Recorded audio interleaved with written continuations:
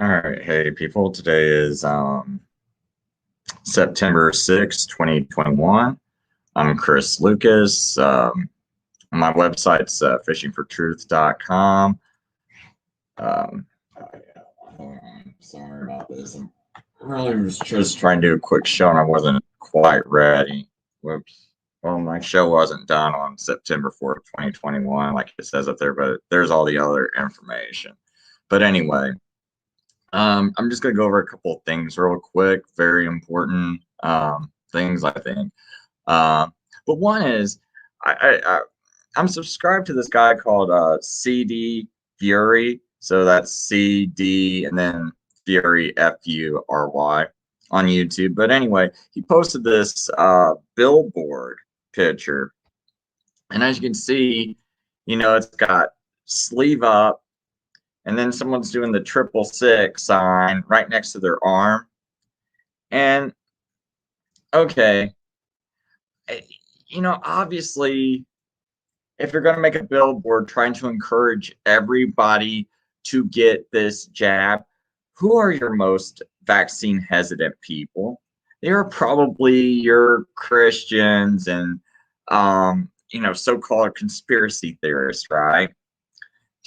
Now, the marketing people have to know that, and you're gonna on per. And now most people know that that means 666. Like when they see that, they're like, "Hey, that means 666."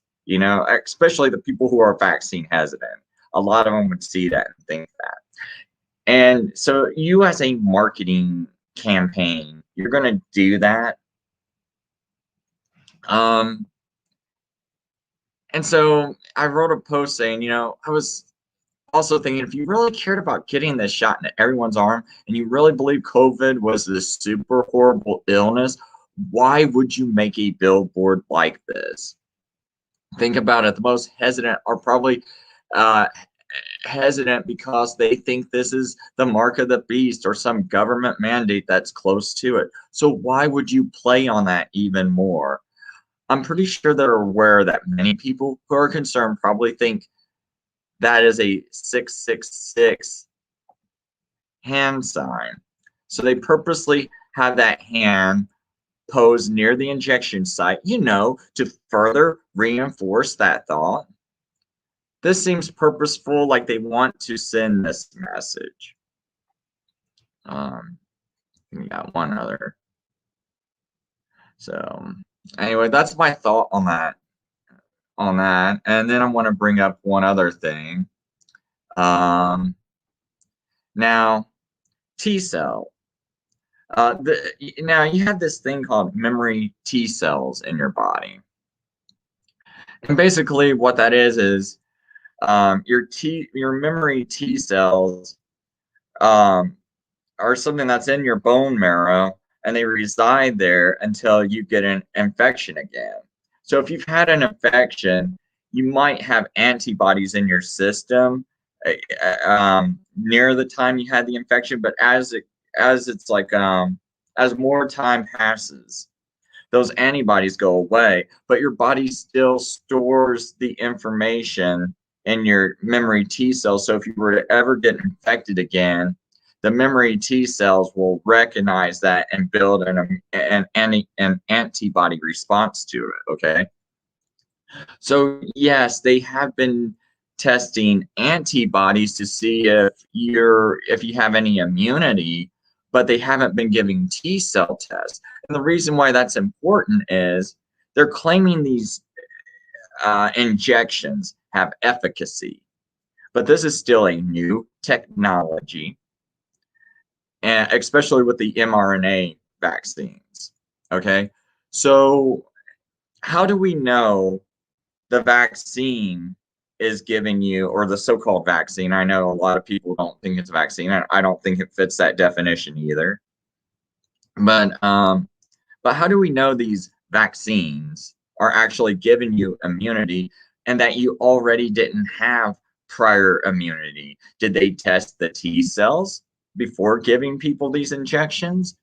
And it looks like, according to everything I've been studying, they haven't been testing the T cells. Like I said in this video, my last video I did the other day, if you watch the beginning of it, it's like 2.5 hours long, but if you watch the beginning of it, talk about my sister and how she's got chemotherapy. That's what got me into all this in the first place, because I was like, okay, they gave you a vaccine in the middle of chemo. You're not supposed to do that. And I pulled up the government website saying that you're not supposed to do that, right? And you can only give a chemo patient a vaccine either 4 weeks before the chemo or 3 months after the chemo.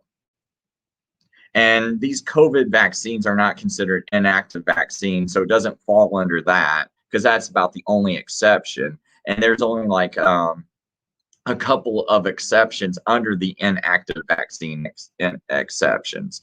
So, but these are not considered it. I looked that up too. So they fall under the category of what I believe is active vaccines. And those say you got to wait either do it a whole month before chemo or 3 months after chemo. They did this right in the middle of chemo, gave her this and pressured her into it.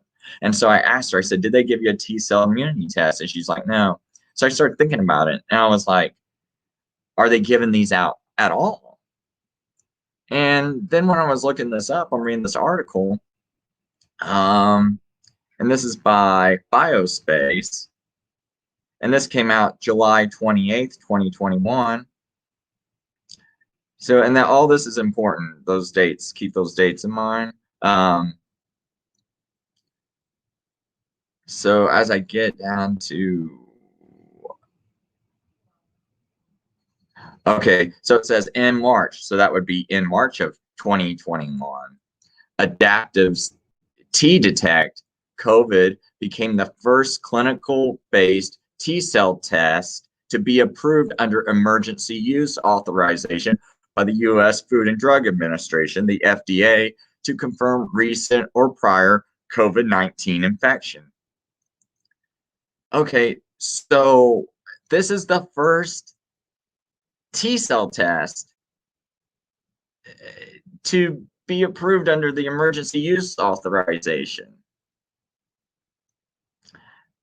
and by the FDA, right? So so to me, it seems like you weren't testing these. You weren't testing the T cells, probably. You're definitely not testing them before you're giving everybody these injections. And if someone finds contrary evidence, please let me know, or contrary info. I mean, because I don't want to put out misinfo, but this to me is what I'm studying, and what I'm getting out of this is that they didn't have a T cell test. So how do you know that these injections are working? To me, this invalidates all the vaccine data out there, because we don't know if they already had prior immunity, because you're not testing the T cells. Yes, you're testing the antibodies, but you're not testing the T cells. So I think that's really huge. And then there's some other articles I was reading. Let me see if I can pull that up real quick.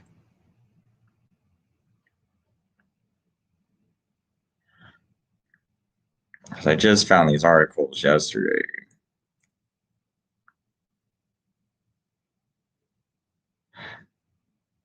Okay, so just because I don't have very much time, but as you can see, so I went to the site, and right up there's the link.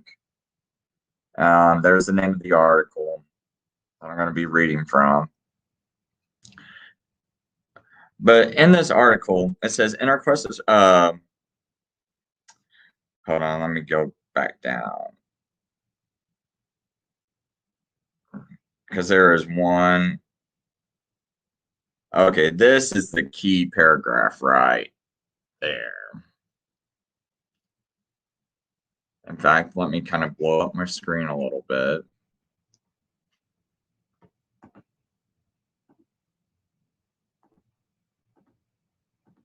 There we go. This will be easier for everybody to read. So it says the T cell response to SARS-CoV-2 infection has been largely ignored for the past year. Okay, so when did this article come out? March, uh, uh, March 25th, 2021, right? So if it's been largely, if the T cell response to SARS-CoV-2 infection has been largely ignored for the past year, that means pretty much like when it first came out up until March of this year, they've ignored the T cell response in patients. So it says the vaccine makers have dutifully included them along with assays for neutralizing antibodies, but the dialogue has never included T cells as important for resolving disease. But they are for most viral infections because T cells can kill virus infected cells. They can help prevent disease and end infection.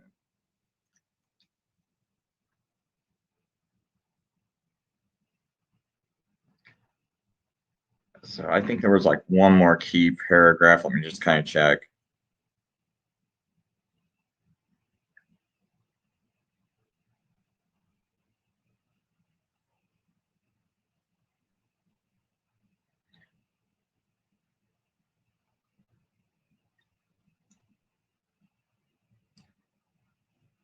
Um,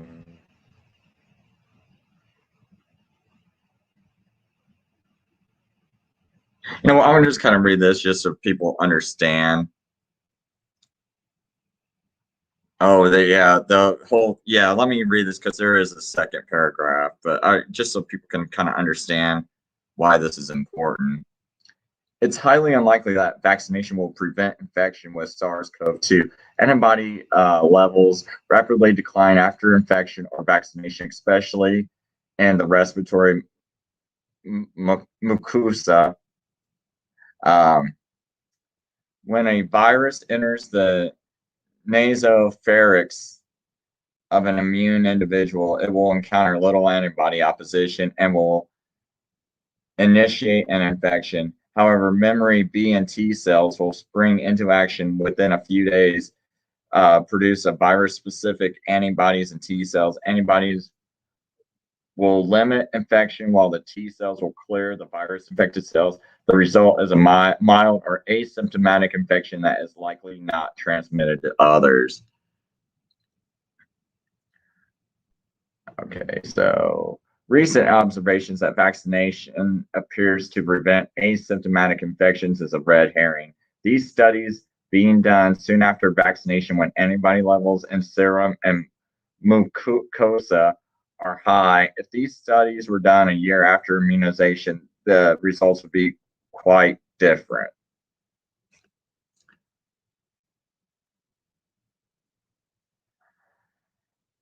Now imagine that you fully vaccinated and become infected with SARS-CoV-2 variant. The virus may begin to reproduce rather well in the nasopharynx, even in the face of memory response, because the antibodies are just not good enough to block infection. T cells to the rescue. The T cell epitopes on the surface of the infected cells are readily recognized because they are mainly the same in the variants as in the ancestral strain of SARS-CoV-2. You may have a mild infection, but you will not be hospitalized or die. Is that the goal of vaccination? So basically, we have not been.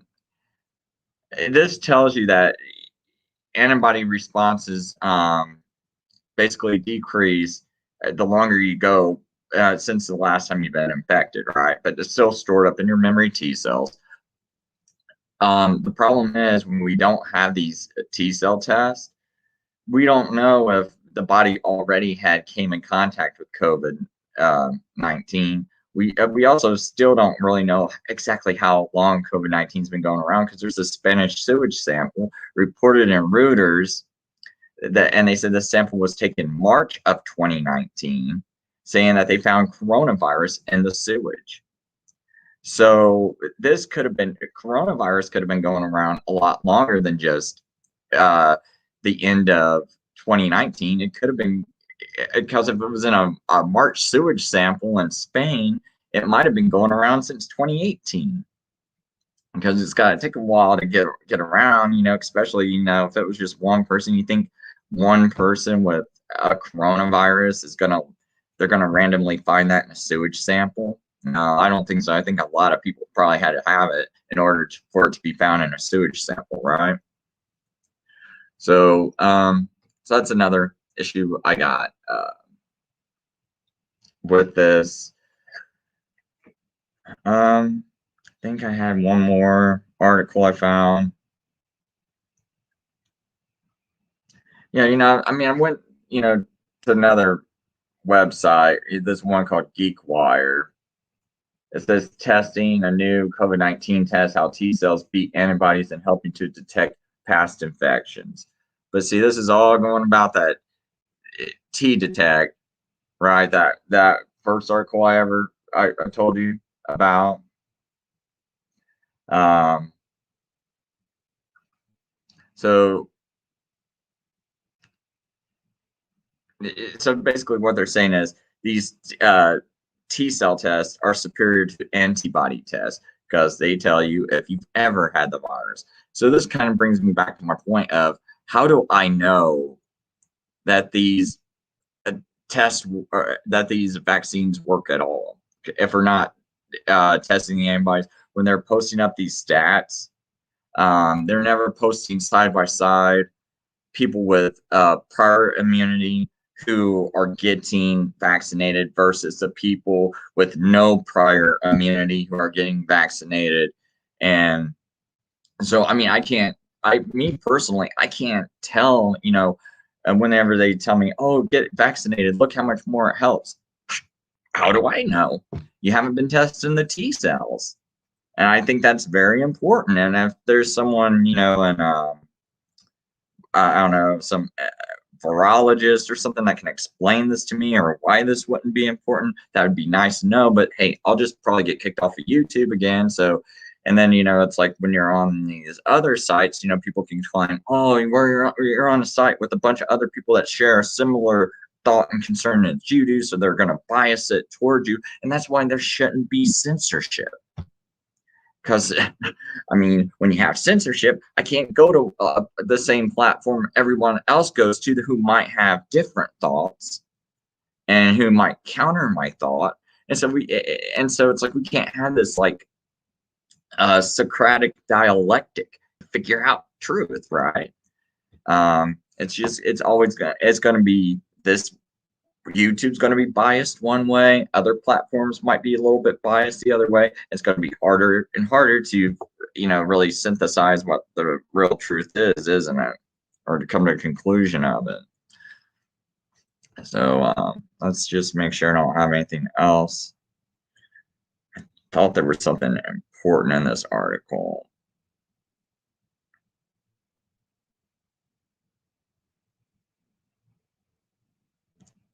Basically, this article does say that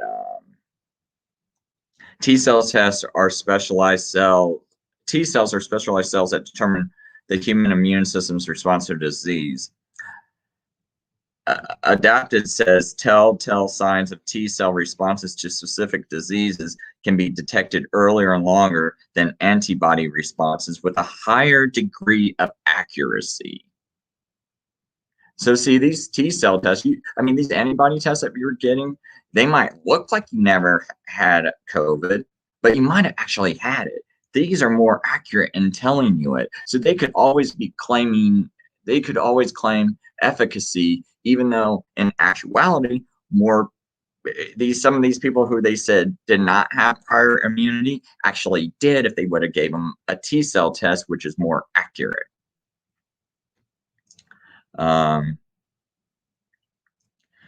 So let's see here.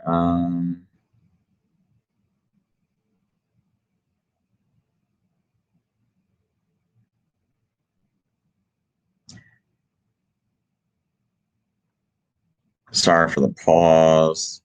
Okay, they in this article it says the specificity is about 99.8%. So that means we have a very, very, very.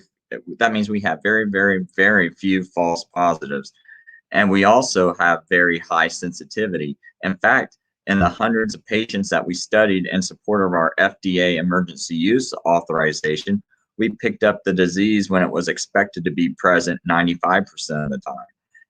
That compares to antibodies, where in the studies we've seen, antibodies were only picking up the past disease anywhere from 75% to 90% of the time.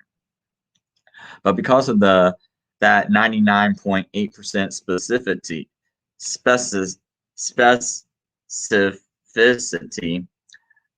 a positive test is incredibly powerful in terms of telling you you had it.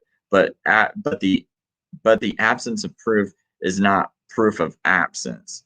It's still possible you had it, though in your case, not having a PCR test, not having antibodies, and now not having T cells, the likelihood is that you probably did not have the novel coronavirus, and you probably had some other virus. So what he's basically saying is, this is like a third test use. And once you test for antibodies, once you test T cells, once you had a PCR test, if all three of those are negative, there's probably a high percent of it.